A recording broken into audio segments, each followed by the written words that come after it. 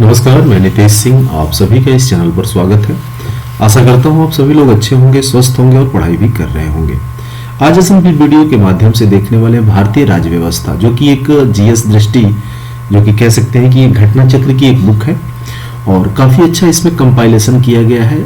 छोटे छोटे जो पॉइंट्स हैं और खास करके एग्जाम पॉइंट ऑफ व्यू से जो क्वेश्चंस हैं, रिवीजन के उद्देश्य से ये बुक जो है काफ़ी उपयोगी है। तो इसी बुक को हम यहाँ पे आज देखने वाले हैं, पढ़ने वाले हैं, इसके बारे में समझने वाले हैं।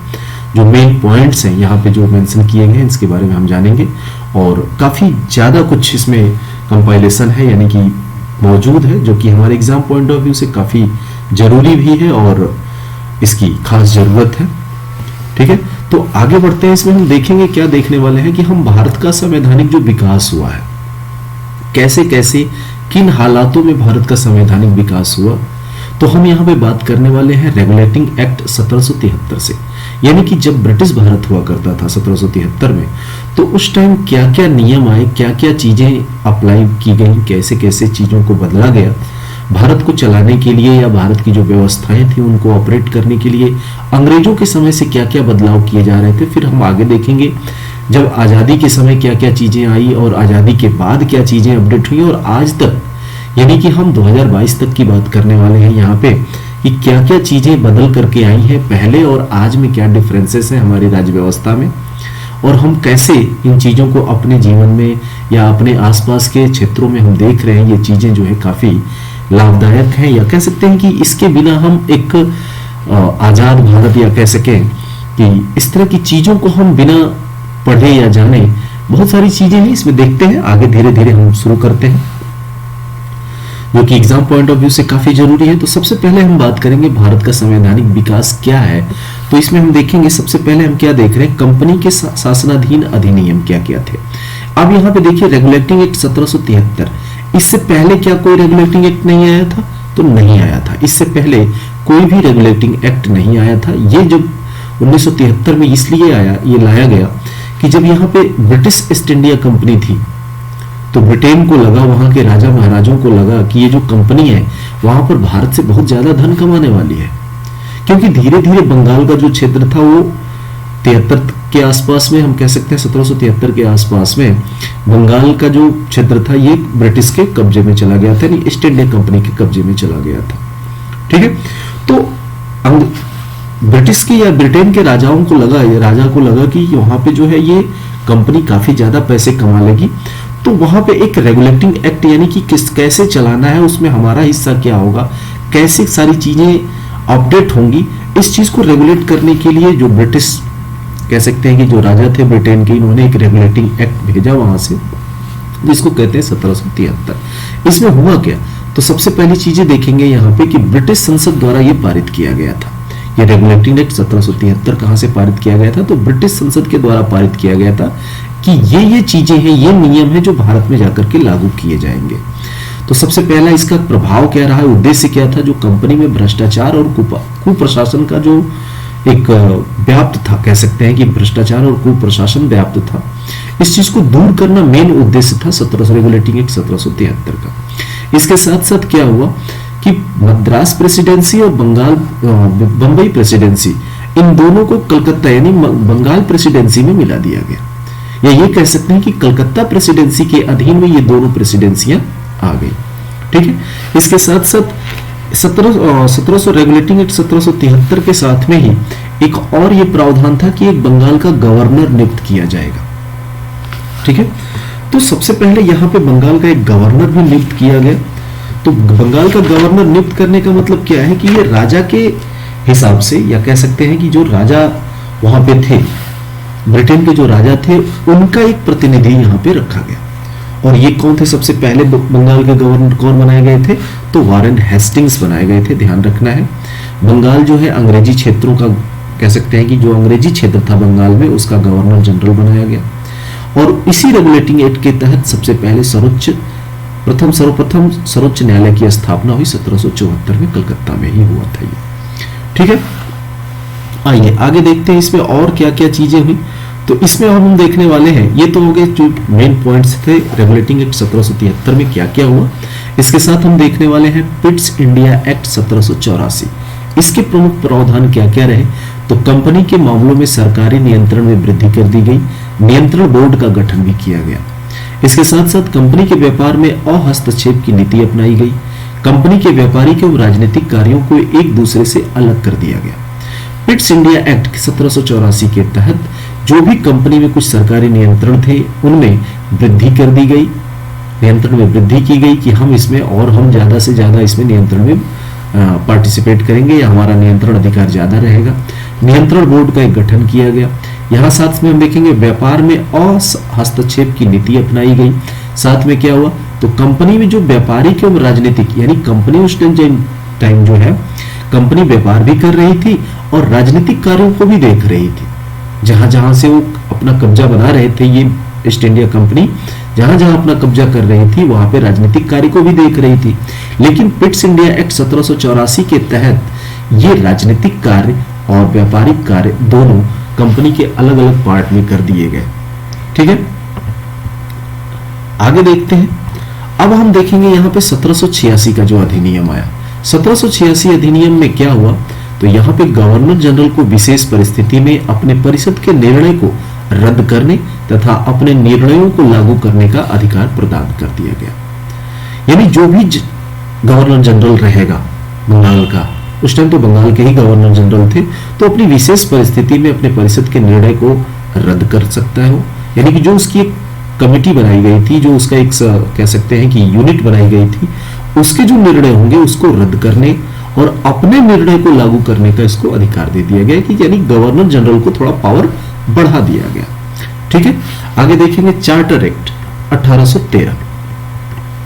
चार्टर एक्ट 1813 में क्या हुआ? तो कंपनी का व्यापारिक एकाधिकार समाप्त कर दिया गया। ठीक है, यानी कंपनी का व्यापारिक एकाधिकार समाप्त कर दिया गया।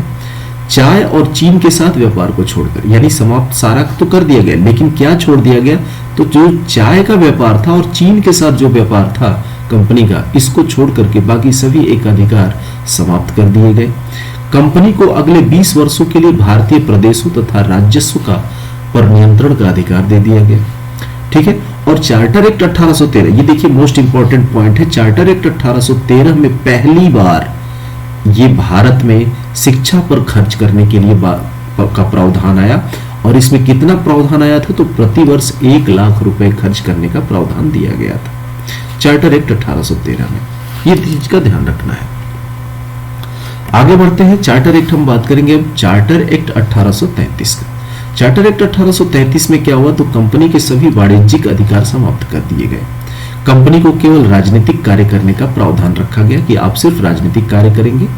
इसके साथ साथ चार्टर एक्ट 1833 में क्या हुआ? तो बंगाल का जो गवर्नर जनरल था, ये अब पूरे भारत का गवर्नर जनरल नियुक्त कर दिया गया, क्योंकि उस टाइम शुरू में जब बंगाल का गवर्नर जनरल बनाया गया था तो जो कंपनी का अधिकार था, या कह सकते हैं कि जो कंपनी का अधिकार क्षेत्र था बंगाल के आसपास के क्षेत्रों में था। लेकिन धीरे धीरे 1833 तक आते आते ये कंपनी जो है पूरे भारत पर अपना शासन कब्जा कर चुकी थी, डायरेक्टली या इनडायरेक्टली ऐसा कह सकते हैं। तो जो बंगाल का गवर्नर जनरल था, इसको अब पूरे भारत का गवर्नर जनरल नियुक्त कर दिया गया, यानी ये बना दिया गया। और पूरे भारत का जो प्रथम गवर्नर जनरल था वो कौन था? लॉर्ड विलियम बेंटिक था। इतना ध्यान रखना है। भारत का गवर्नर जनरल कौन था? तो पहला भारत का गवर्नर जनरल था लॉर्ड विलियम बेंटिक। कानून बनाने के लिए ध्यान देना है कि कानून बनाने के लिए क्या किया गया? तो गवर्नर जनरल की परिषद में एक विधि सदस्य सम्मिलित किए गए, और ये मैकाले जो थे प्रथम विधि सदस्य थे। बॉम्बे और मद्रास प्रेसिडेंसी से कानून बनाने का अधिकार छीन लिया गया।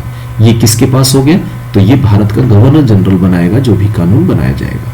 ठीक है, आगे देखते हैं चार्टर एक्ट 1853 में क्या क्या बदलाव लाए गए। तो नियंत्रण बोर्ड और उसके अन्य पदाधिकारियों का वेतन इसमें निश्चित किया गया। चार्टर एक्ट 1853 में नियंत्रण बोर्ड और पदाधिकारियों, जो उसके पदाधिकारी थे, उनके वेतन का, यानी कि जो सैलरी थी उनका उसको निश्चित किया गया कितना होगा, और ये देगा कौन? तो सरकार द्वारा देना होगा ये धन।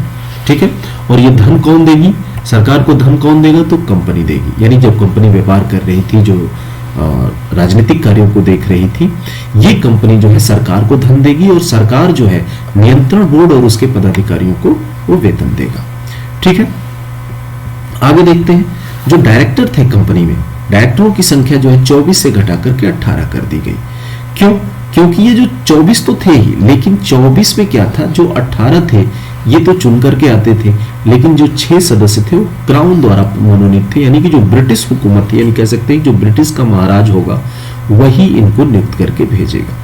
ठीक है, आगे देखेंगे भारत सरकार अधिनियम 1858। अब यहाँ पे देखिए भारत सरकार अधिनियम 1858, यानी कि आप जान सकते, यहाँ पे आपने पढ़ा होगा कि 1857 की क्रांति हुई तो काफी कुछ बदल गया भारत में।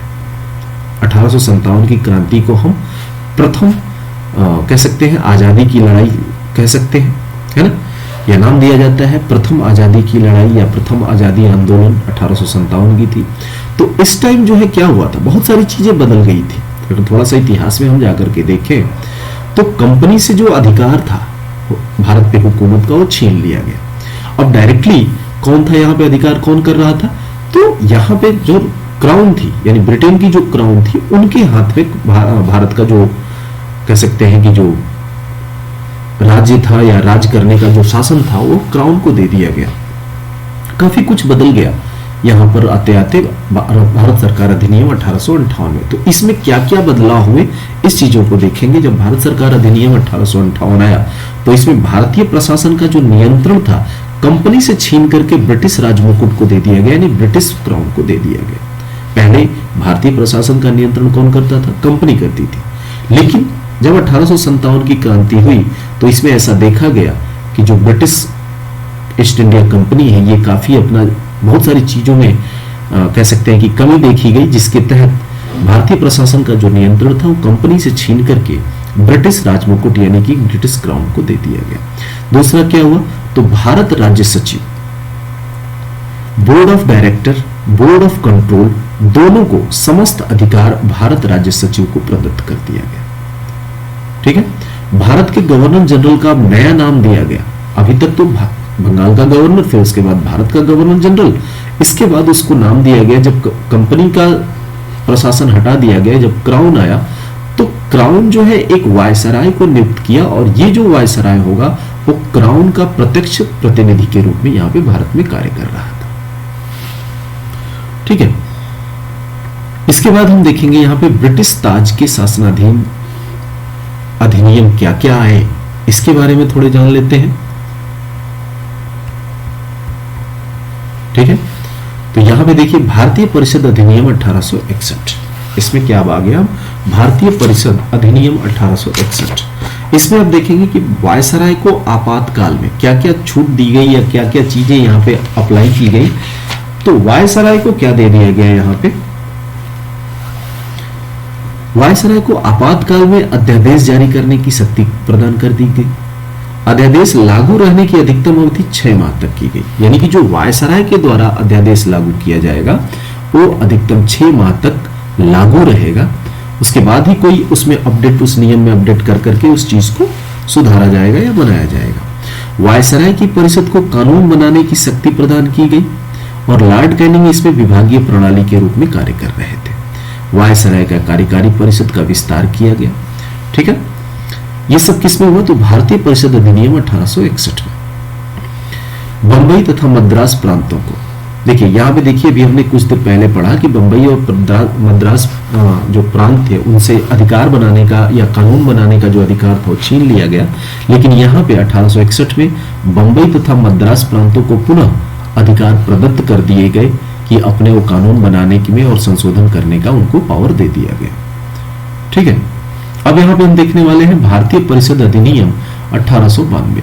इसमें क्या क्या हुआ, तो विधान परिषद के सदस्यों को बजट पर अपने विचार प्रकट करने का अधिकार दे दिया गया। सार्वजनिक हित के मामलों में विधानमंडल के सदस्यों को 6 दिन की पूर्व सूचना देकर प्रश्न पूछने का भी अधिकार दे दिया गया। सीमित अर्थों में निर्वाचन पद्धति का आरंभ हो गया। ये कह सकते हैं कि निर्वाचन पद्धति धीरे धीरे शुरू हो गई। कब, तो भारतीय परिषद अधिनियम 1892 में। आगे देखिए भारतीय परिषद अधिनियम 1909 में क्या हुआ, तो भारतीय परिषद अधिनियम 1909 का एक अन्य नाम भी है, इसका नाम लिया जाता है मार्ले मिंटो सुधार 1909। कई बार क्वेश्चन पूछा जाता है कि मार्ले मिंटो सुधार में जो सचिव थे या जो उस समय वायसराय थे कौन थे, इस तरह के क्वेश्चन बनते हैं। तो ये ध्यान देना है या पार्लियामेंट्री सुधार कब आया था, तो ये 1909 में आया था। या किस अधिनियम से, ऐसे क्वेश्चंस बहुत ज्यादा बार देखे गए हैं एग्जाम में, तो इन चीजों को ध्यान में रखना है। सांप्रदायिक प्रतिनिधित्व की व्यवस्था की गई इसमें।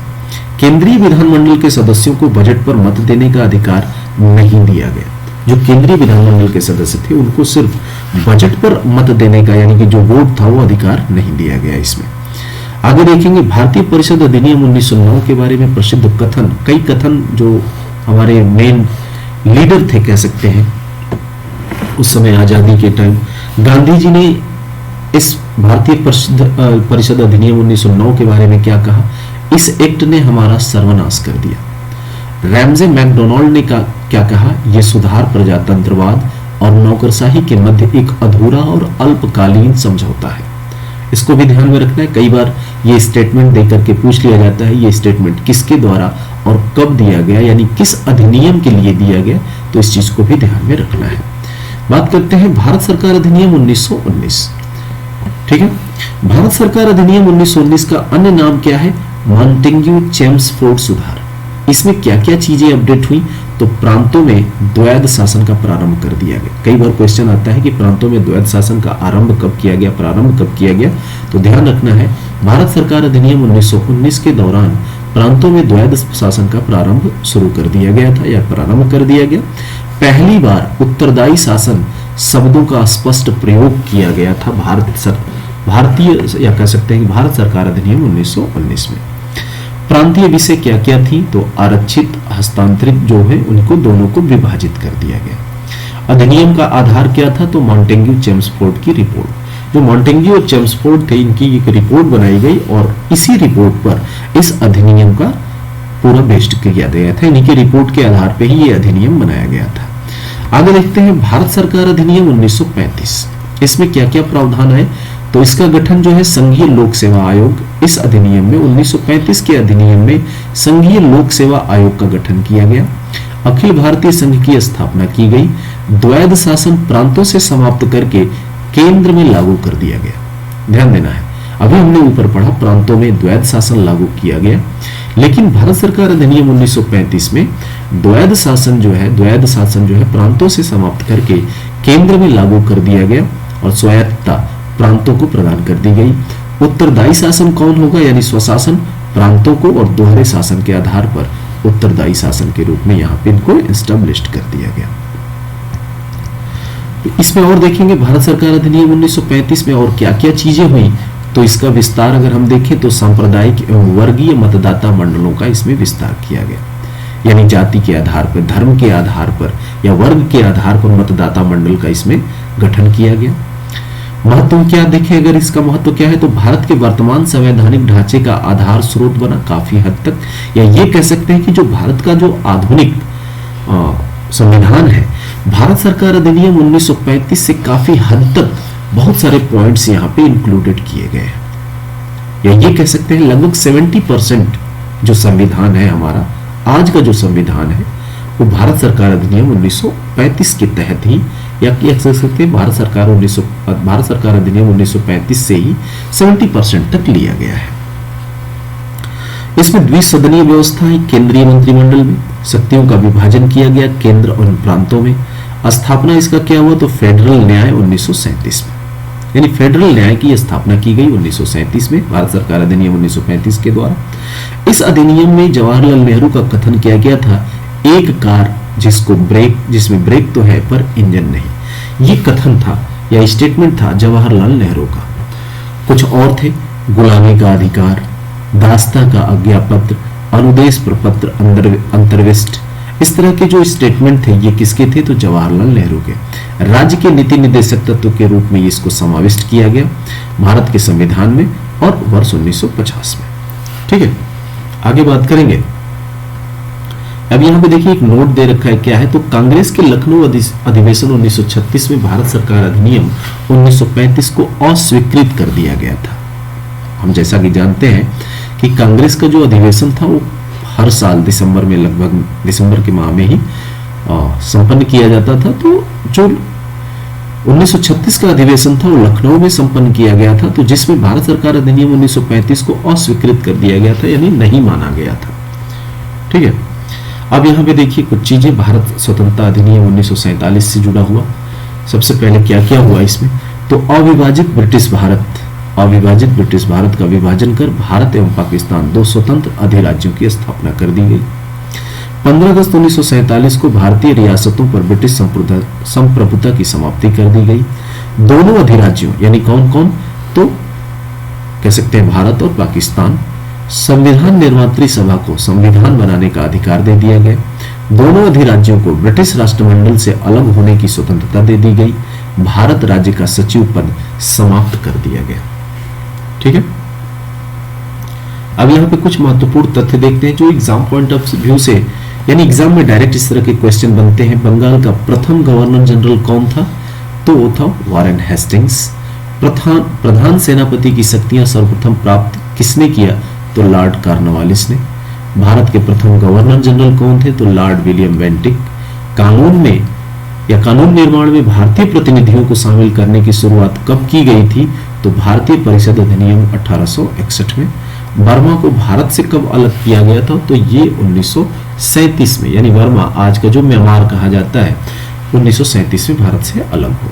सर्वप्रथम उत्तरदायी शासन शब्द का प्रयोग कब किया गया, तो भारत सरकार अधिनियम 1919 में। ठीक है,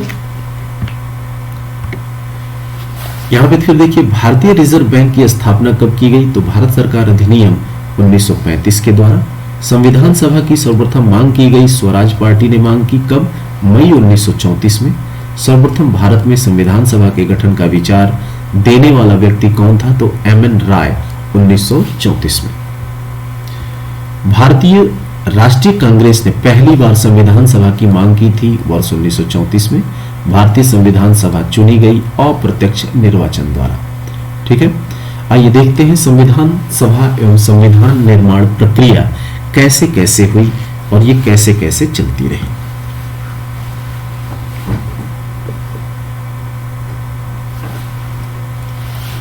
ठीक है, तो संविधान सभा के बारे में देखेंगे यहाँ पे। तो संविधान सभा का गठन जो है कैबिनेट मिशन के द्वारा 1946 में किया गया था। ध्यान रखना है, संविधान सभा का गठन कैबिनेट मिशन 1946 के द्वारा किया गया। भारतीय संविधान का निर्माण कैबिनेट मिशन योजना 1946 द्वारा गठित संविधान सभा ने किया। कुल इसमें महिलाएं थी। पूछा जाता है भारतीय संविधान सभा में कितनी महिलाओं ने पार्टिसिपेट किया था, तो इसमें 15 महिलाएं थी। प्रथम संविधान सभा की प्रथम बैठक कब हुई थी, तो 9 दिसंबर 1946 को प्रथम बैठक हुई थी। अस्थाई अध्यक्ष कौन थे, तो राजेंद्र प्रसाद थे। क्वेश्चन आता है अस्थाई अध्यक्ष कौन थे, तो यहां पे अभी नाम ध्यान नहीं आ रहा, सिन्हा जी थे। ठीक है, इसको ध्यान में रखना है, अस्थाई और अस्थाई। कुल अधिवेशन कितने हुए थे, तो 11 अधिवेशन में संविधान सभा का निर्माण हुआ था टोटल। संविधान अंगीकृत कब किया गया, तो 26 नवंबर 1949 को, यानी कंप्लीट हुआ 26 नवंबर 1949 को।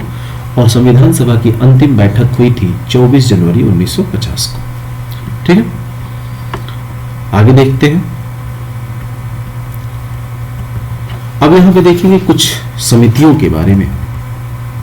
प्रारूप समिति की अगर हम बात करें तो अध्यक्ष देखेंगे किन किन समितियों के कौन अध्यक्ष थे।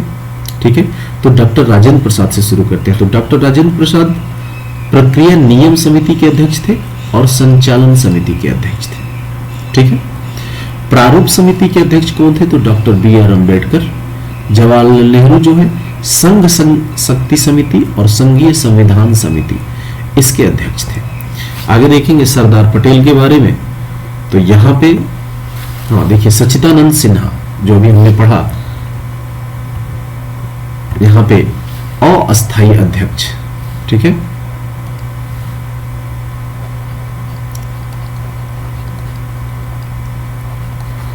अस्थायी अध्यक्ष कौन थे, तो सच्चिदानंद सिन्हा।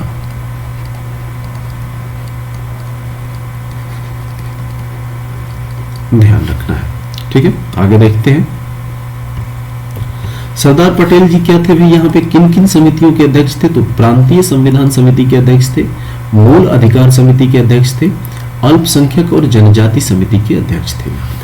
इन समितियों को ध्यान रखना है, कई बार एग्जाम में पूछा जाता है डायरेक्ट कि इस समिति के अध्यक्ष कौन थे, या मैच द फॉलोइंग में आ जाता है कि इनमें से कौन सुमेलित है, कौन मैच नहीं कर रहे हैं, इस तरह से भी क्वेश्चन आता है। संविधान में ध्यान रखेंगे यहाँ पे नेक्स्ट, संविधान सभा का चुनाव परिणाम कुल सीटें 296 आई थी जब ब्रिटिश भारत हुआ करता था। इसमें कांग्रेस को 208 सीटें, मुस्लिम लीग को 73 सीट और अन्य 15 सीटें मिली थी। ठीक है, आगे देखेंगे कुछ परीक्षा उपयोगी दृष्टि से डायरेक्ट क्वेश्चन आता है। देखिए यहाँ पे आ गया, संविधान सभा के प्रथम बैठक की अध्यक्षता किसने की थी? तो डॉक्टर सच्चिदानंद सिन्हा ने की थी। ये अस्थायी अध्यक्ष थे। जवाहरलाल नेहरू ने उद्देश्य प्रस्ताव पेश किया कब? 13 दिसंबर 1946 को। संविधान सभा के लिए चुनाव हुआ जुलाई अगस्त 1946 में। अंतरिम सरकार का गठन किया गया 2 सितंबर 1946 को। भारतीय संविधान लागू हुआ 26 जनवरी 1950 को। संविधान सभा में कुल कितने सदस्य थे? तो संविधान सभा में कुल 299 सदस्य थे।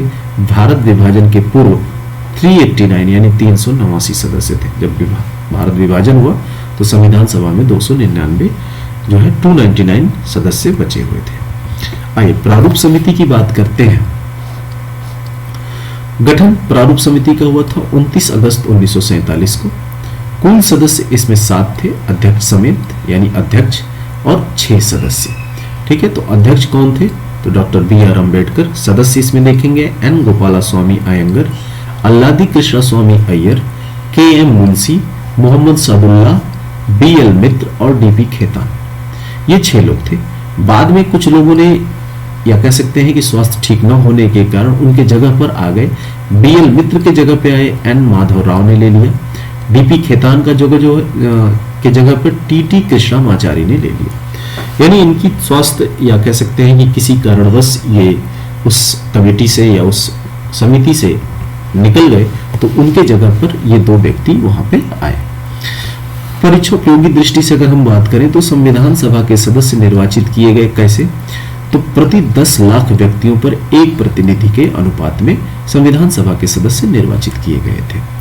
कैबिनेट मिशन के सदस्य कौन थे यहाँ पे? तो पैथिक लॉरेंस, स्टैफोर्ड क्रिप्स और A.V. अलेक्जेंडर। संविधान सभा कांग्रेस की थी और कांग्रेस भारत कहा।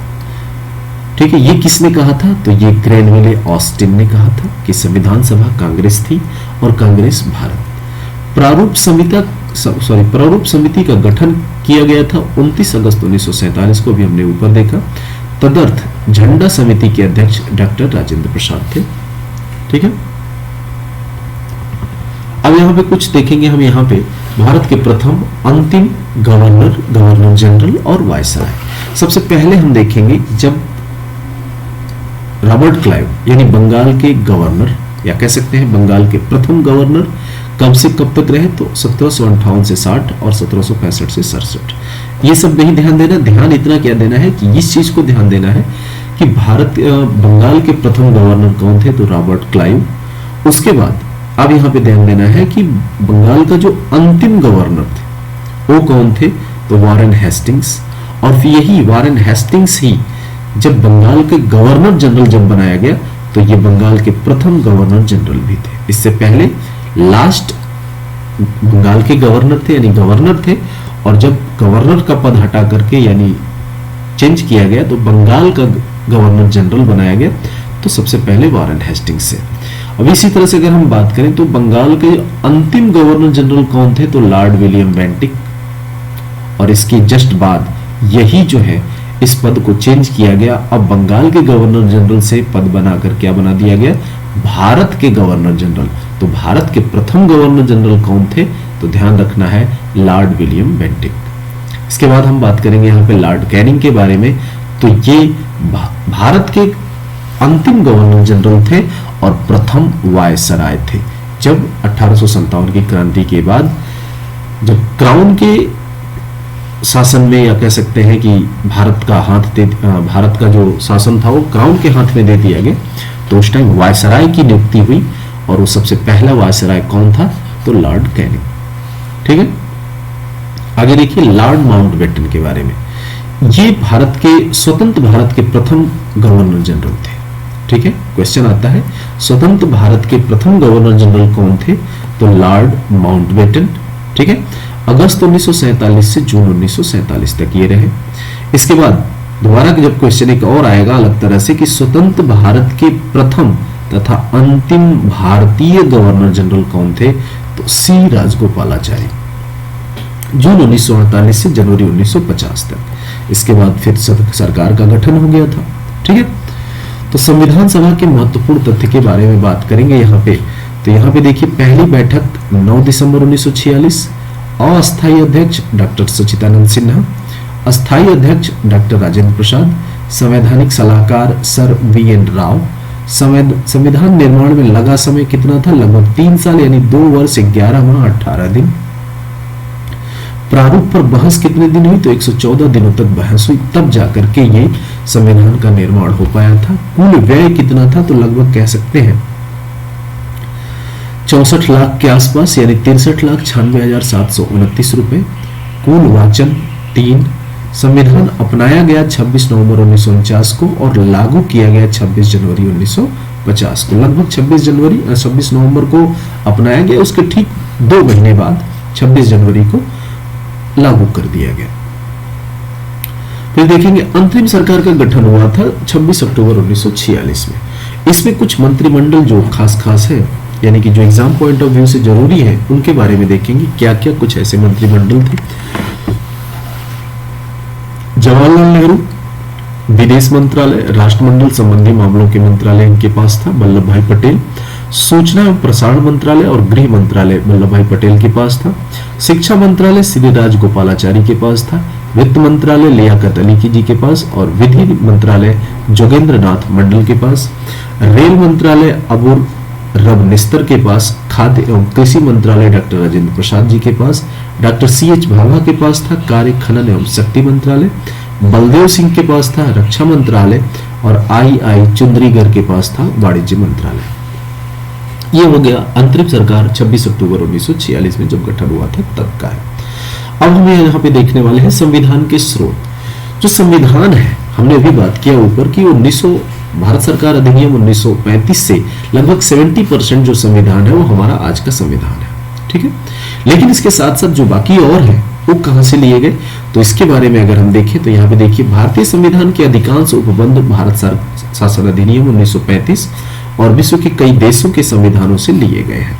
ठीक है, सबसे पहले अगर हम बात करें तो संयुक्त राज्य अमेरिका से हमने क्या क्या लिया है, तो उद्देशिका का विचार, न्यायिक पुनर्विलोकन, न्यायपालिका की स्वतंत्रता, मूल अधिकार, उपराष्ट्रपति का पद और राष्ट्रपति पर महाभियोग, ये हमने लिया है संयुक्त राज्य अमेरिका से।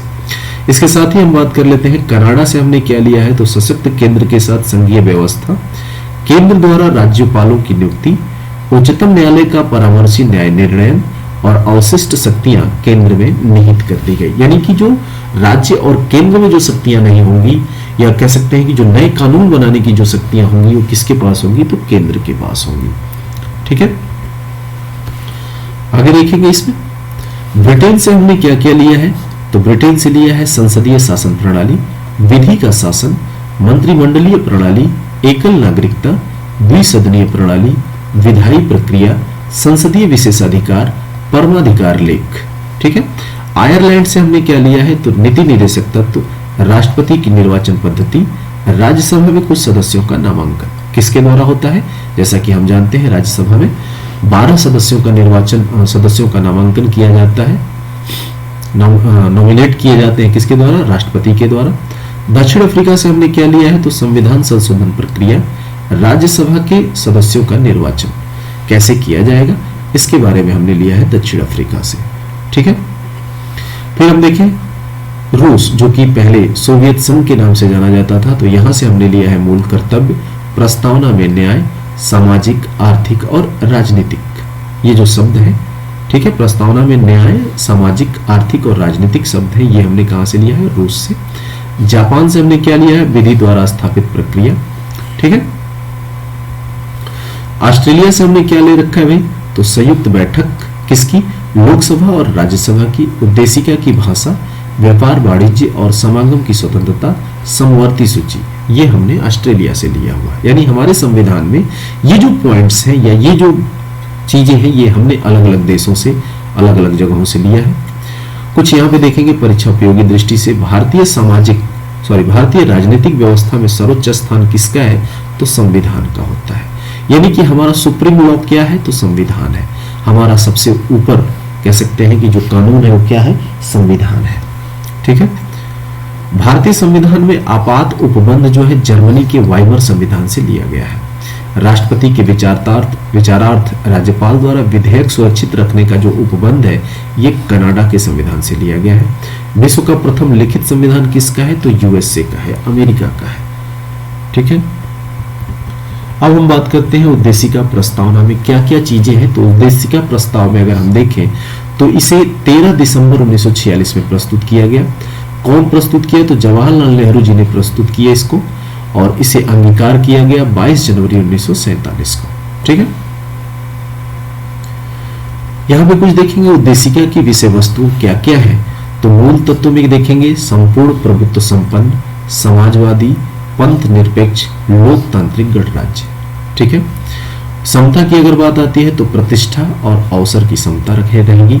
न्याय कैसे होंगी, तो सामाजिक न्याय चाहिए, आर्थिक न्याय होनी चाहिए और राजनीतिक न्याय भी होनी चाहिए। ठीक है। ये उद्देशिका के विषय वस्तु थे, जिसमें अभी हम देखेंगे स्वतंत्रता, विचार की स्वतंत्रता, अभिव्यक्ति की स्वतंत्रता, धर्म की स्वतंत्रता, विश्वास की स्वतंत्रता और उपासना की स्वतंत्रता, यानी सभी चीजों से स्वतंत्र होना चाहिए हर व्यक्ति को। ठीक है। यहां भी देखिए उद्देशिका के जो 42वें संविधान संशोधन 1976 में कुछ शब्द शामिल किए गए जो पूछे जाते हैं अक्सर करके कि 42वें संविधान संशोधन 1976 के द्वारा किन 3 शब्दों को उद्देशिका में जोड़े गए। तो ध्यान रखना है, समाजवादी, अखंडता और पंथ निरपेक्ष। ये 3 शब्द हैं जो मूल संविधान में नहीं जोड़ करके, या मूल संविधान में ये नहीं थे, ये 42वें संविधान संशोधन 1976 द्वारा शामिल किए गए थे। ठीक है। उद्देशिका पर विचार उच्चतम न्यायालय संविधान का भाग स्वीकृत किया कि ये संविधान का भाग है। उद्देशिका पर अगर हम कहें, इस पे कई मैटर आए, तो इस पर उच्चतम न्यायालय का क्या विचार है या क्या मंशा है। तो संविधान का ये भाग है कि नहीं उद्देशिका, तो इसे स्वीकृत किया गया कब, मुंबई बनाम यूनियन ऑफ इंडिया वाद में धारणा प्रस्तुत की गई इसकी। इसके साथ साथ केशवानंद भारती बनाम केरल राज्यवाद में भी स्वीकार किया गया कि उद्देशिका जो है संविधान का भाग है। और एक जगह अस्वीकृत किया गया था, वो कब, तो बेरूबारी वाद में अस्वीकृत कर दिया गया था कि संविधान जो है, उद्देशिका जो है संविधान का भाग नहीं है। कुछ क्वेश्चन है परीक्षा उपयोगी की दृष्टि से अगर कहें तो संविधान की आत्मा उद्देशिका को कहा जाता है। उद्देशिका को राजनीतिक जनपत्री किसने कहा, तो के.एम. मुंशी जी ने कहा था। डॉक्टर भीमराव अंबेडकर ने संविधान की आत्मा किसको कहा है, तो ये संवैधानिक उपचारों के अधिकार को, जो कि अनुच्छेद 32 में निहित है, इसे इन्होंने यानी कि भीमराव अंबेडकर जी ने संविधान की आत्मा कहा है। संविधान को स्वतंत्र पवित्र दस्तावेज किसने कहा है, तो इन्होंने डॉक्टर भीमराव अंबेडकर जी ने कहा है। आइए एक बार उस उद्देशिका यानी प्रस्तावना को देखते हैं क्या क्या है इसमें। ठीक है। जानना चाहिए, सभी को जानना जरूरी होता है क्या है उद्देशिका में।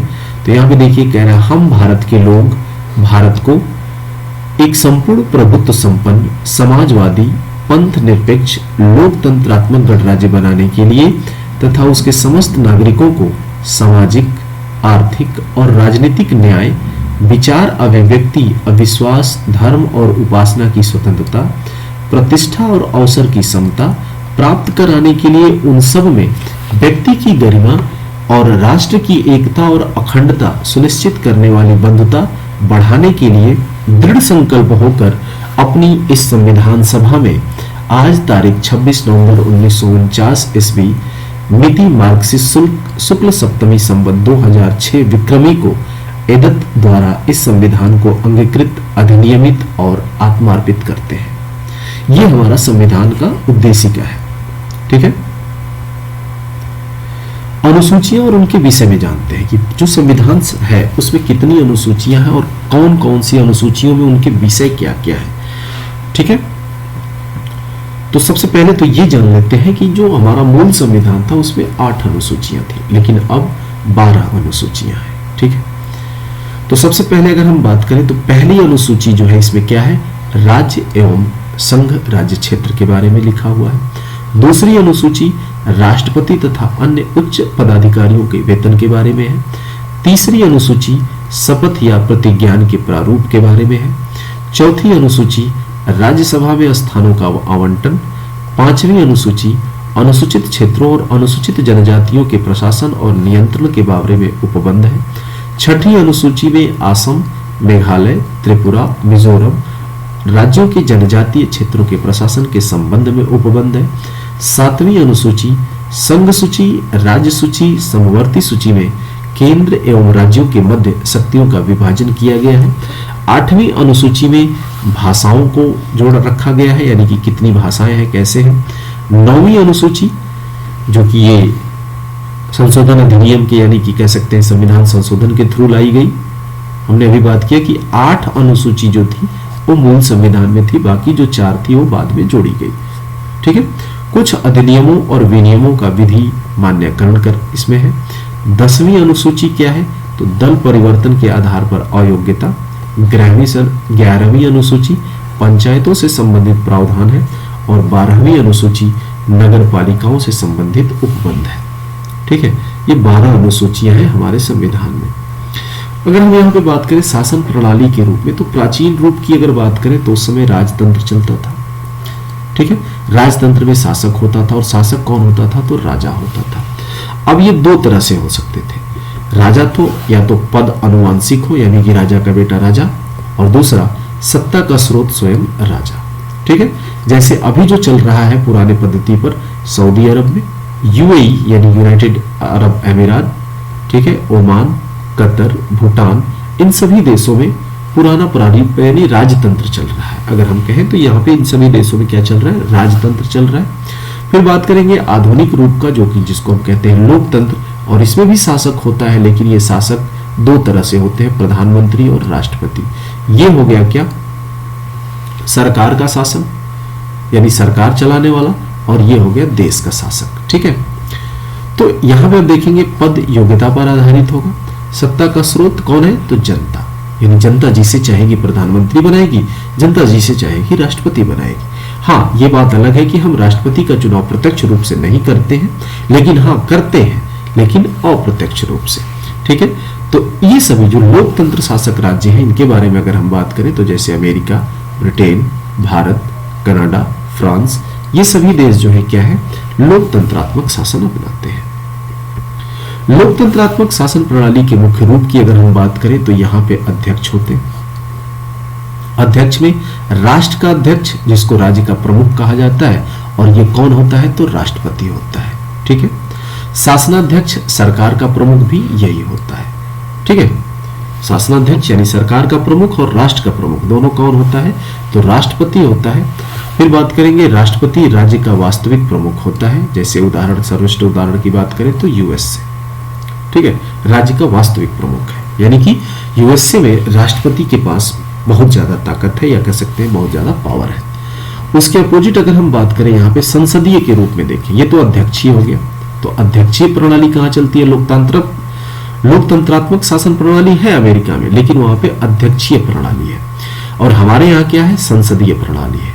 यहाँ पे राष्ट्राध्यक्ष होगा, राज्य का प्रमुख होगा, कौन होगा, तो राष्ट्रपति होगा, जिसे राजा का पद दिया गया है, एज ए ब्रिटेन के राष्ट्रपति के बराबर। ठीक है, राज्य का नाम मात्र का ये प्रमुख होता है, प्रमुख है लेकिन नाम मात्र का।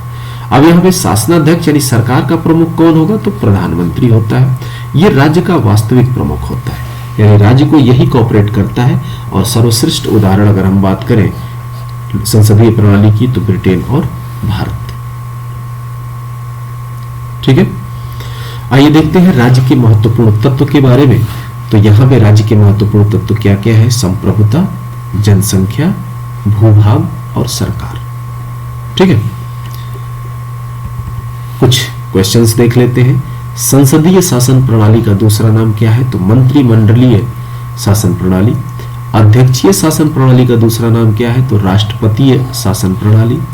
संसदीय शासन प्रणाली का जनक किसे कहा जाता है, तो ब्रिटेन को। भारत में सत्ता का एकमात्र स्रोत कौन है, तो जनता के द्वारा ही सत्ता मिल सकती है। भारत एक गणतंत्र है, इसका आशय क्या है, तो जो राज्य है यानी कि जो देश है, इसका प्रमुख राष्ट्रपति निर्वाचित होता है। और निर्वाचित, अगर जहां का प्रमुख निर्वाचित होगा, यानी कि जो राष्ट्रपति है या जो देश का या प्रमुख है, वो अगर निर्वाचित होता है तो वो देश कैसा है, गणतंत्रात्मक है, यानी गणतंत्र है। ठीक है, भारतीय संघवाद को सहकारी संघवाद किसने कहा? जी ऑस्टिन ने कहा। भारत को अर्ध संघात्मक राज्य कहा किसने? केसी वियर ने। ठीक है, यहां पे अब देख लेते हैं भारत के कुछ राष्ट्रीय प्रतीक के बारे में। हमारा राष्ट्रीय ध्वज तिरंगा, इसके अभिकल्पनाकर्ता कौन थे? तो पिंगली वैंकैया। ठीक है, और इसकी लंबाई और चौड़ाई का अनुपात 3 और 2 का होता है। इसे 22 जुलाई 1947 को अपनाया गया। इसके पट्टी का रंग सबसे ऊपर केसरिया, जो कि साहस बलिदान का प्रतीक है।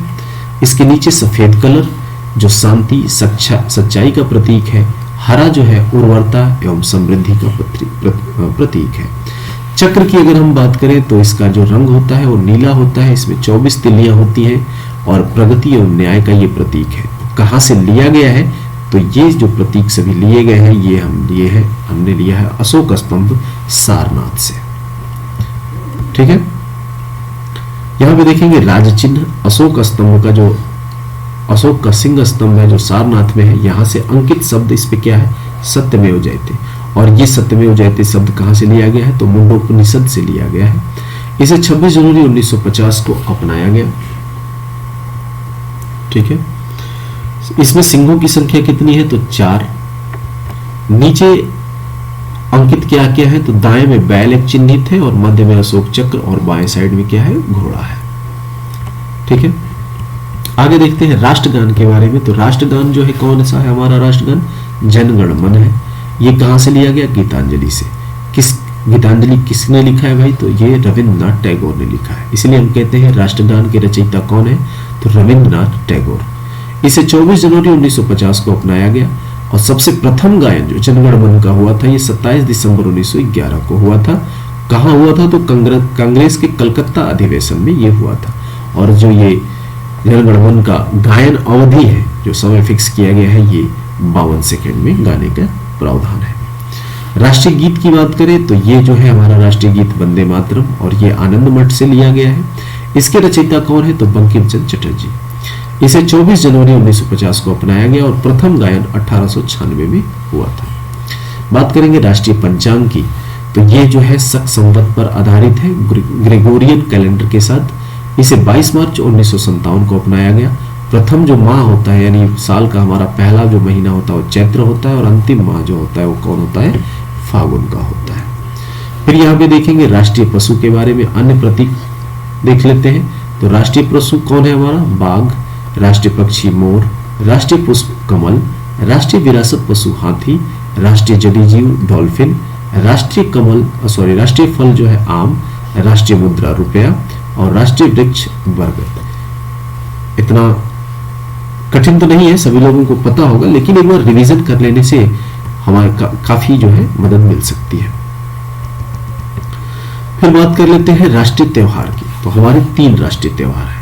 गणतंत्र दिवस 26 जनवरी को मनाते हैं, स्वतंत्र दिवस 15 अगस्त और गांधी जयंती 2 अक्टूबर को मनाया जाता है। राष्ट्रीय नदी के बारे में अगर बात करें तो ये गंगा, और इसे गंगा नदी को राष्ट्रीय नदी घोषित किया गया सन 2008 में।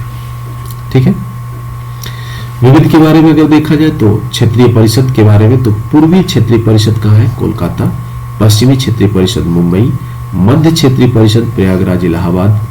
उत्तरी क्षेत्रीय परिषद नई दिल्ली और दक्षिणी क्षेत्रीय परिषद चेन्नई में है। राज्य एवं संघ राज्य क्षेत्र के बारे में देखें तो यहाँ पे हम देखेंगे प्रमुख रियासतें भारत में विलय कब कब हुई। तो सबसे पहले अगर हम बात करें जम्मू कश्मीर की, तो ये 26 अक्टूबर 1947 को भारत में इसका विलय हुआ। कैसे? तो विलय पत्र के माध्यम से।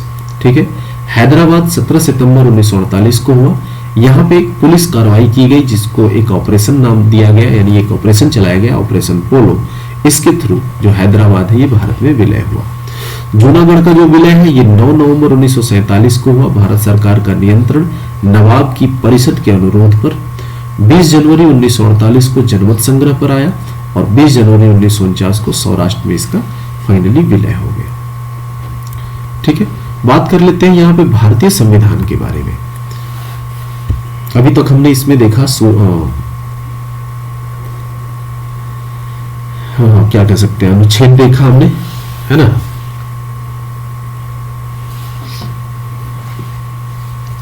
आइए इसके बारे में, भारतीय संविधान के बारे में थोड़ा सा डीपली चलते हैं।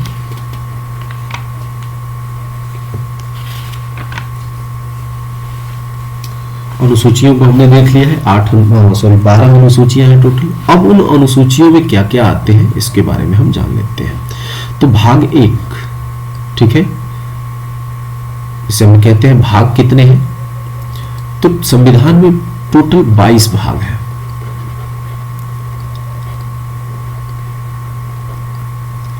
टोटल 22 भाग है और अनुच्छेद कितने हैं, तो 395 है। अभी अगर देखा जाए जो ए बी सी करके ऐसे बना दिया गया है, तो इसको हम अगर देखें तो इस हिसाब से 450 प्लस है, ठीक है, लेकिन लिखित रूप से 395 उसमें अनुच्छेद है। तो इन चीजों को हम देखें। यहां पे सबसे पहले क्या देख रहे हैं हम कि भाग 1 में क्या है, तो संघ और उसका राज्य क्षेत्र, जो कि अनुच्छेद 1 से 4 में निहित है।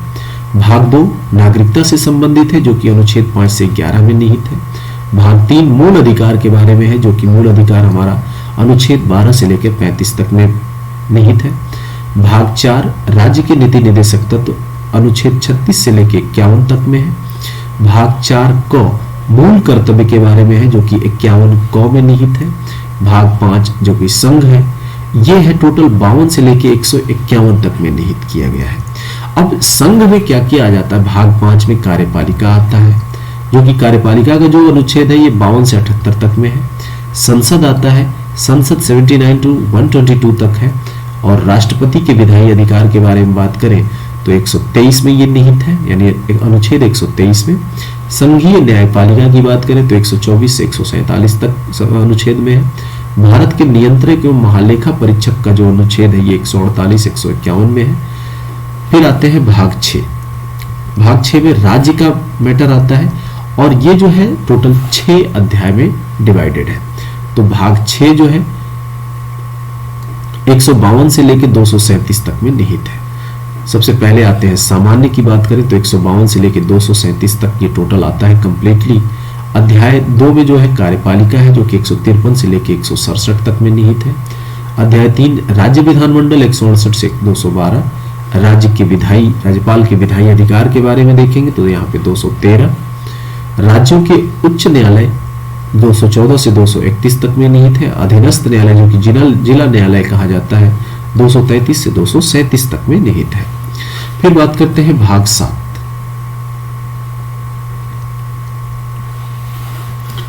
भाग 7 में देखें अगर तो इसमें 238 को निरस्त कर दिया गया है। प्रथम अनुसूची के भाग ख में राज्य निरसित कर दिया गया इसको। भाग 8 की अगर बात करें तो ये 239 से 241 तक में निहित है। भाग 9 जो पंचायतों के बारे में है 243 से 243 अड़ौ तक है। भाग 9 क नगर पालिकाओं को जोड़ा गया है 243 त से लेकर 243 य छ तक। भाग 9 ख की बात करें तो सहकारी समितियों के बारे में इसमें है 243 य ज से लेकर 243 य 9 तक अनुच्छेद में है। भाग 10 की बात करें तो अनुसूचित और जनजाति क्षेत्र से संबंधित है, जो कि संविधान के अनुच्छेद 244 से 244 क में निहित है। भाग 11 की बात करें यहाँ पे तो ये जो है संघ और राज्यों के बीच संबंध को दर्शाता है, जो कि 245 से लेकर 263 के अनुच्छेद में है। इसमें देखेंगे विधायी संबंध 245 से 255 और प्रशासनिक संबंध जो है 256 से 263 तक में ये निहित किया गया है। ठीक है, आते हैं भाग 12 की बात करें यहाँ पे तो ये 264 से लेकर 300 क तक में ये निहित है, जिसमें आता है वित्त, संपत्ति, संविदाएं और वाद। ठीक है, इसमें 3 अध्याय में इसको डिवाइड कर दिया गया। 4 में वित्त में कहां से कहां तक है 264 से 291। अध्याय 2 की अगर बात करें तो उधार 292 से 293। संपत्ति, संविदाएं, अधिकार, देयताएं, बाध्यताएं और वाद ये 294 से 300 तक में निहित है। और ये जो है 42वें संविधान संशोधन में संपत्ति का अधिकार जो है ये मौलिक अधिकार था, है ना, जिसको कानून का अधिकार बना दिया गया, यानी कि कह सकते हैं कि ये विधिक में आ गया। ये कहां आ गया 300 क में ऐड कर दिया गया है इसको। ठीक है, मूल अधिकार से 300 इसमें लाया गया, विधि का अधिकार ला दिया गया। भाग 13 की बात करें तो भारत के राज्य क्षेत्र के भीतर व्यापार, वाणिज्य और समागम 301 से 307 तक में निहित है। भाग 14 संघ और राज्यों के अधीन की जो सेवाएं हैं ये 308 से लेकर 323 तक में निहित है। ठीक है। भाग 1 जो सेवाएं हैं 308 से 314, लोक सेवा आयोग 315 से 323। भाग 14 क के अधिकरण के बारे में बात करें तो यहाँ 323 क से लेकर के 323 ख तक में निहित है। भाग 15 में आता है निर्वाचन जो कि अनुच्छेद 324 से 329 तक में निहित है। भाग 16 में आता है कुछ वर्गों के संबंध में विशेष उपबंध जो कि 330 से लेकर 342 क तक में निहित है। ठीक है।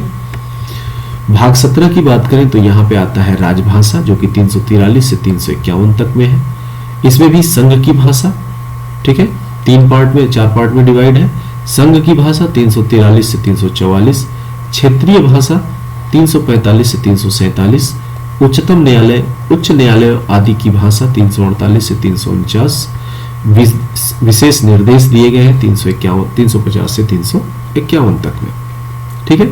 भाग 18 की बात करें तो यहाँ पे है आपात उपबंध जो कि अनुच्छेद 352 से 360 तक में निहित है। भाग 19 प्रकीर्ण जो कि 361 से 367 तक में निहित है। भाग 20 संविधान का संशोधन 368 जो कि अभी हमने बात किया था। ठीक है।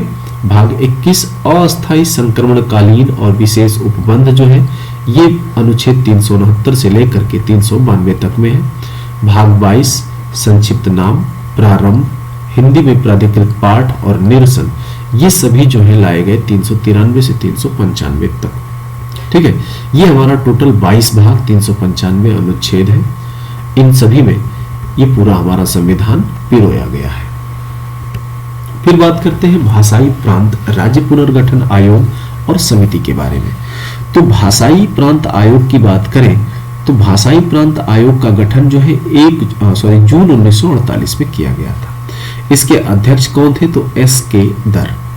इन्होंने रिपोर्ट कब दी तो दिसंबर 1948 में रिपोर्ट दे दी। क्या अनुशंसा हुई इस पे तो राज्यों का गठन प्रशासनिक सुविधा के आधार पर न कि भाषाई आधार पर होगा। ठीक है। ये अनुशंसा की गई इनके उसमें। फिर आया JVP समिति। इसका गठन दिसंबर 1948 में किया गया। इसमें सदस्य थे कौन कौन, जवाहरलाल नेहरू और वल्लभ भाई पटेल और पट्टाभी सीतारमैया। ठीक है। इन्होंने रिपोर्ट कब सौंपी अप्रैल 1949 में। अनुशंसा क्या दिया इन्होंने, भाषाई आधार पर राज्यों का पुनर्गठन अस्वीकृत। ठीक है। फिर आया राज्य पुनर्गठन आयोग। ध्यान देना है राज्य पुनर्गठन आयोग, इसका गठन जो है वर्ष 1953 में हुआ। इसके अध्यक्ष थे फजल अली। इसमें सदस्य कौन कौन थे तो K.M. पड़ियक्कर एवं H.N. कुंजरू। इन्होंने कब रिपोर्ट सौंपी तो वर्ष 1955 में इन्होंने रिपोर्ट दी। अनुशंसा क्या हुई तो भाषाई आधार पर राज्यों के पुनर्गठन की अनुशंसा की गई थी। ठीक है। और यही माना गया।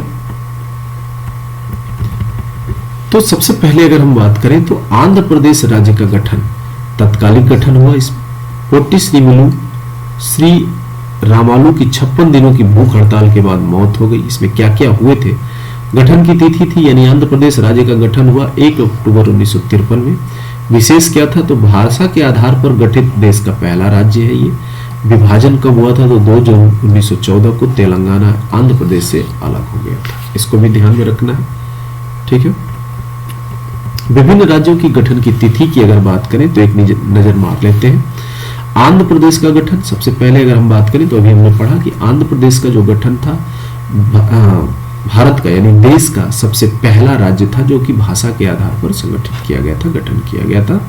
1 अक्टूबर 1953, गुजरात 1 मई 1960, नागालैंड 1 दिसंबर 1963, हरियाणा 1 नवंबर 1966, हिमाचल प्रदेश 25 जनवरी 1971, मेघालय 21 जनवरी 1972, ठीक है, मणिपुर 21 जनवरी 1972, त्रिपुरा 21 जनवरी 1972, ठीक है। आगे देखते हैं सिक्किम को कब गठित किया गया था तो ये 16 मई 1975 में, मिजोरम 20 फरवरी 1987, अरुणाचल प्रदेश 20 फरवरी 1987, गोवा 30 मई 1947, छत्तीसगढ़ का गठन जो है कब हुआ भाई तो 1 नवंबर सन 2000। छत्तीसगढ़ किससे अलग हुआ है तो मध्य प्रदेश से। उत्तराखंड का गठन उत्तर प्रदेश से अलग करके 9 नवंबर सन 2000 में, और झारखंड का गठन जो है बिहार से तोड़ करके यानी कि अलग करके 15 नवंबर सन 2000 को। अभी हमने ऊपर देखा तेलंगाना का गठन आंध्र प्रदेश से तोड़ करके हुआ 2 जून 2014 को। ठीक है, बात कर लेते हैं नागरिकता की। भारत के जो नागरिक हैं इनको किस आधार पर भारत का नागरिक कह सकते हैं कि सिद्ध किया जाता है या नागरिकता प्रदान की जाती है। तो सबसे पहले तो संविधान में देख लेते हैं इसका उल्लेख कहाँ है। तो संविधान के भाग 2 में अनुच्छेद 5 से 11 तक में भारत की नागरिकता के बारे में कही गई है। भारत की नागरिकता कैसी है, तो एकल नागरिकता का प्रावधान है। ठीक है, भारत में 2 तरह के लोग हैं, नागरिक हैं और विदेशी हैं। विदेशी में कौन, मित्र और शत्रु। ठीक है, कुछ महत्वपूर्ण तथ्य देख लेते हैं यहाँ पे जो कि एग्जाम पॉइंट ऑफ व्यू से कंपलसरी होते हैं, जरूरी होते हैं। तो संसद द्वारा नागरिकता के आधार अधिकार का विधि द्वारा विनियमन किया जाना उपबंधित कहाँ है, तो यह है अनुच्छेद 11 के अंतर्गत। भारतीय नागरिकता अधिनियम 1935 द्वारा पारित संसद द्वारा किया गया था। इसको अनुच्छेद 15, 16, 19, 29 एवं 30 के तहत अधिकार किसको प्राप्त है, तो ये केवल भारतीय नागरिकों को प्राप्त है। दोहरी नागरिकता, राज्यों के लिए पृथक नागरिकता और देश के लिए अलग, ये कहाँ कहाँ है, तो ये अमेरिका और स्विट्जरलैंड में है। ठीक है, यानी अगर आप राज्य में हो तो वहां की नागरिकता अलग होगी, और अगर आपको पूरे देश में टहलना है यानी पूरे देश में जाना है तो उसकी नागरिकता अलग से लेनी होगी।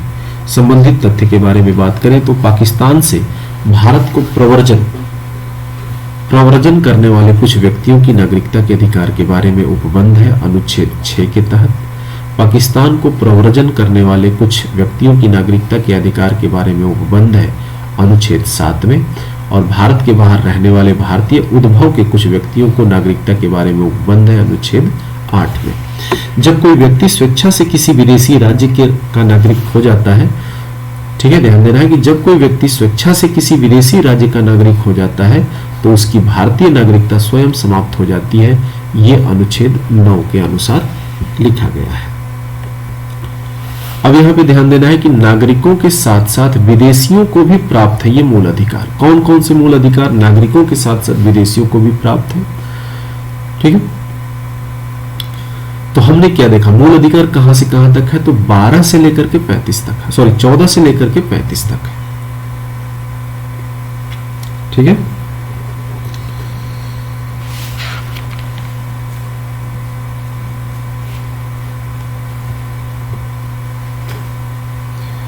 तो इसमें हम क्या क्या देखने वाले हैं, यहां पे देखिए कि जो नागरिकों के साथ साथ विदेशियों को भी प्राप्त है, तो अनुच्छेद 14 की जो सुविधाएं नागरिक को है यानी भारतीय नागरिक को है वही सुविधाएं विदेशी नागरिकों को भी मिलेंगी।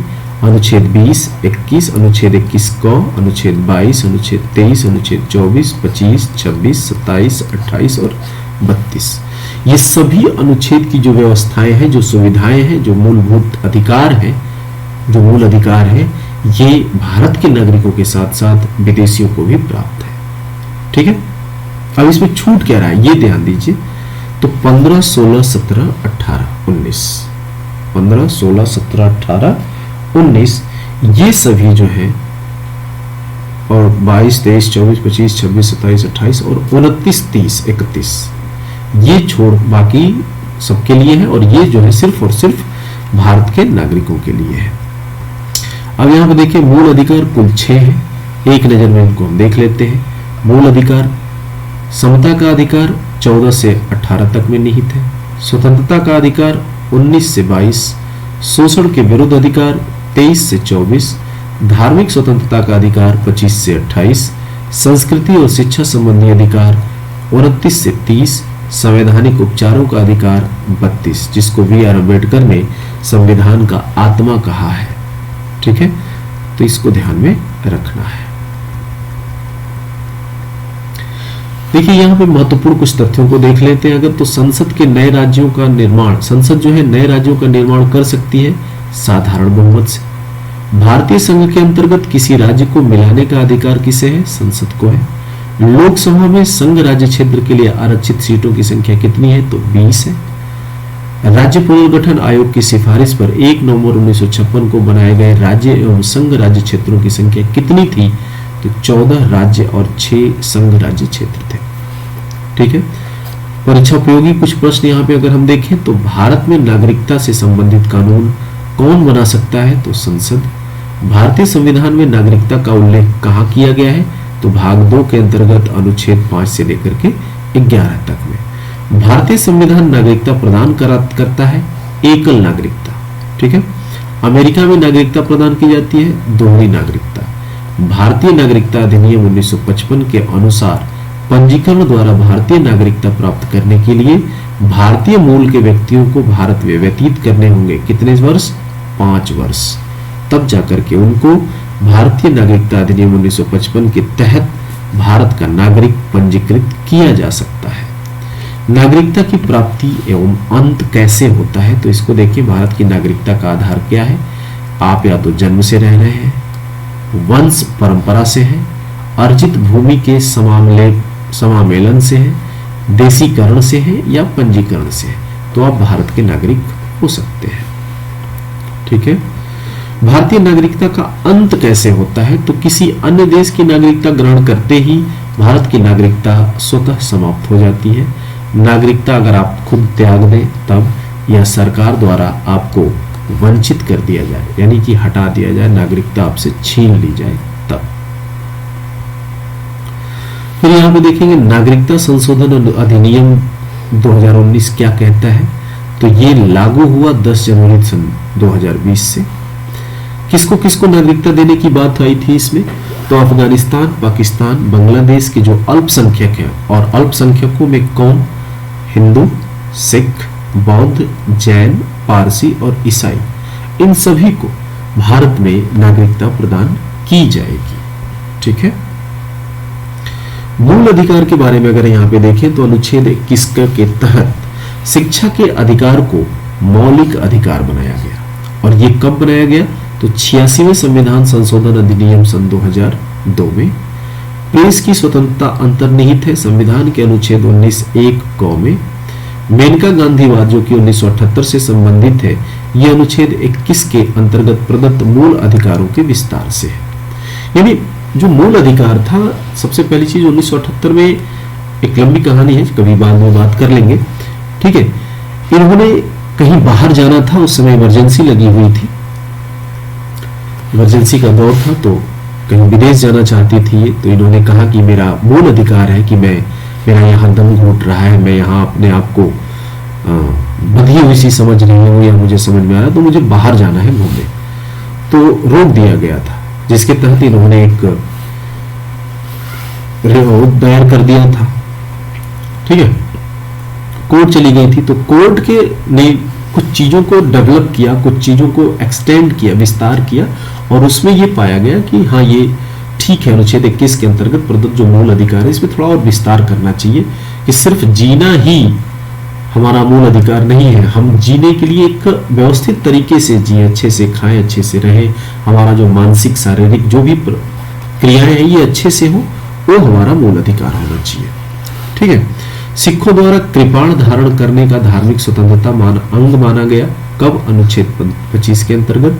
और मौलिक अधिकारों के संरक्षक किसको मानते हैं, तो उच्चतम एवं उच्च न्यायालय को। ठीक है, नागरिकता से संबंधित कुछ महत्वपूर्ण अनुच्छेद के बारे में अगर हम बात करें तो अनुच्छेद 5 क्या कहता है, संविधान लागू होने के समय नागरिकता, यानी जब संविधान लागू हुआ तो उस समय जो लोग थे वो सभी हमारे यहाँ क्या है, नागरिक है। अनुच्छेद 6 क्या कहता है, तो पाकिस्तान से भारत को प्रव्रजन करने वाले व्यक्तियों की नागरिकता, यानी भारत पाकिस्तान से भारत में जो आए। ठीक है, अनुच्छेद 7 क्या कहता है, तो पाकिस्तान को प्रव्रजन करने वाले व्यक्तियों की नागरिकता, यानी जो चले गए लेकिन बाद में लगा कि नहीं हम गलत हैं, फिर वापस आए तो उनको भी ले लिया गया अनुच्छेद 7 के तहत। अनुच्छेद 9 क्या कहता है, तो विदेशी राज्य की नागरिकता ग्रहण करने पर भारतीय नागरिकता स्वतः समाप्त हो जाती है। अनुच्छेद 11 क्या कहता है, तो संसद को नागरिकता के संबंध में विधि बनाने की शक्ति दे दी गई, कि आप नागरिकता संशोधन कर सकते हैं अलग अलग चीजों में। अनुच्छेद 8 क्या है, तो भारत के बाहर रहने वाले भारतीय उद्भव के कुछ व्यक्तियों की नागरिकता, यानी कि भारत के बाहर है लेकिन भारतीय की जो उनके अंदर एक भारत में आने की या भारत में रहने की जो उनकी लालसा है, उसको देखते हुए उनको लिया जा सकता है। फिर बात कर लेते हैं मूल अधिकार। मूल अधिकार हमने पढ़ा ऊपर ही। मूल अधिकार लिया गया है कहां से? यूएसए से, और इसका संविधान में उल्लेख है भाग 3 अनुच्छेद 12 से लेकर के 35 तक। ठीक है, तो अनुच्छेद 14 से 18 तक में क्या है? समता का अधिकार। अभी हमने ऊपर ही पढ़ा था कि जो 6 हमारे मूल अधिकार है, इनमें 14 से लेकर 18 तक समता का अधिकार, अनुच्छेद 19 से लेकर के 22 तक स्वतंत्रता का अधिकार, शोषण के विरुद्ध अधिकार जो है अनुच्छेद 23 से 24, धार्मिक स्वतंत्रता का अधिकार अनुच्छेद 25 से 28, अनुच्छेद 29 और 30 जो है संस्कृति और शिक्षा संबंधी अधिकार है, अनुच्छेद 32 संवैधानिक उपचारों का अधिकार है। ठीक है, बात कर लेते हैं यहां पे अनुच्छेद 21 के बारे में। अनुच्छेद 21 में क्या क्या कुछ खास था? गोविंद बनाम मध्य प्रदेश राज्य, खड़क सिंह बनाम उत्तर प्रदेश राज्य, ये 2 केस थे। क्या था? अनुच्छेद 19(1)(d) भारत के राज्य क्षेत्र में सर्वत्र अबाध संचरण का अधिकार को अनुच्छेद 21 जीवन का अधिकार से मिलाकर पढ़ने पर एकांतता का अधिकार यानी राइट टू प्राइवेसी प्राप्त कर दी गई थी। ठीक है, यानी कहीं भी देश में घूम सकते हैं, किसी भी जगह पे जा सकते हैं, आ सकते हैं। जीवन जीने का जो अधिकार है 21 में, उसमें इसको जोड़ दिया गया। ठीक है, अनुच्छेद 21 क्या कहता है? तो किसी व्यक्ति को उसके प्राण या दैहिक स्वतंत्रता से विधि द्वारा स्थापित प्रक्रिया के अनुसार ही वंचित किया जाएगा, अन्यथा नहीं। ठीक है, प्रमुख संबंधित वाद कौन कौन से? तो A.K. गोपालन बनाम मद्रास राज्य 1950 में, मेनका गांधी बनाम भारत संघ 1978 में। इसमें क्या था? तो प्राण एवं दैहिक स्वतंत्रता की उचित एवं न्यायपूर्ण मामले के आधार पर रोक संभव थी। ठीक है, अन्य प्रमुख अधिकार के बारे में बात करें यहां पर, तो शीघ्र विचरण का अधिकार, एकांत कारावास के विरुद्ध अधिकार, फांसी में विलंब के विरुद्ध अधिकार, अभिरक्षा में हिंसा के विरुद्ध अधिकार, कार्यस्थल पर महिलाओं के लैंगिक उत्पीड़न के विरुद्ध अधिकार, पैर में डंडा बेड़ी डालने के विरुद्ध अधिकार, अच्छी सड़कों का अधिकार, प्रतिष्ठा का अधिकार, ये सब हमारे मूल अधिकार है। इनमें प्रमुख अधिकार की बात करें तो जीवन साथी चुनने का अधिकार अनुच्छेद 19 व 21 के तहत, गरिमापूर्ण जीवन जीने के अधिकार में गरिमापूर्ण ढंग से मृत्यु का अधिकार शामिल है। गैर सरकारी संगठन कॉमन कॉज की याचिका पर यह निर्णय लिया गया है। ठीक है, भाग 4 के अनुच्छेद 45 से क्या क्या संबंधित है यहाँ पे? तो देखेंगे 6 वर्ष से कम आयु के बालकों के लिए राज्य द्वारा प्रारंभिक बाल्यावस्था देख रेख और शिक्षा का उपबंध। ये कब किया गया? तो ये 86वें संविधान संशोधन अधिनियम सन 2002 में किया गया। अनुच्छेद 21 क में इसे जोड़ दिया गया कि 6 से 14 वर्ष तक के बच्चों को निःशुल्क एवं अनिवार्य शिक्षा उपलब्ध करवाएगा कौन? राज्य। ठीक है, अनुच्छेद 51 क में अगर हम देखें तो यहाँ पे ये मूल कर्तव्य है और ये कहता है कि ये भारत के प्रत्येक नागरिक का कर्तव्य होगा कि वो अपने बच्चों को, चाहे वो उसके माता पिता हो या अभिभावक हो, 6 से 14 वर्ष तक की उम्र की शिक्षा की सुविधा उपलब्ध कराएगा। ठीक है, फिर यहाँ पे देखेंगे जीवन रक्षा का अधिकार क्या क्या था इसमें। तो सबसे पहले जीवन रक्षा का अधिकार, स्वास्थ्य का अधिकार, एक चिकित्सक द्वारा घायल को चिकित्सकीय सहायता प्रदान करने का अधिकार, निजता का अधिकार, महिलाओं का शालीनता तथा गरिमा से जीने का अधिकार, स्वच्छ पर्यावरण, प्रदूषण रहित जल एवं वायु में जीने का अधिकार एवं हानिकारक उद्योगों के विरुद्ध सुरक्षा। ये सभी हमारे क्या कह सकते हैं, मौलिक कर्तव्य है। दूसरी चीज और भी है कुछ, विदेश यात्रा का अधिकार, राज्य के बाहर न जाने का अधिकार, निःशुल्क कानूनी सहायता का अधिकार, आश्रय का अधिकार, ये सभी हमारे मूल अधिकार है। ठीक है, तो आज इस वीडियो में इतना ही रहने देते हैं। जल्द ही मिलेंगे अगले वीडियो में इसके अगले पार्ट को लेकर के। तब तक के लिए आप अपना और अपनों का ध्यान रखें। नमस्कार, जय हिंद, जय भारत।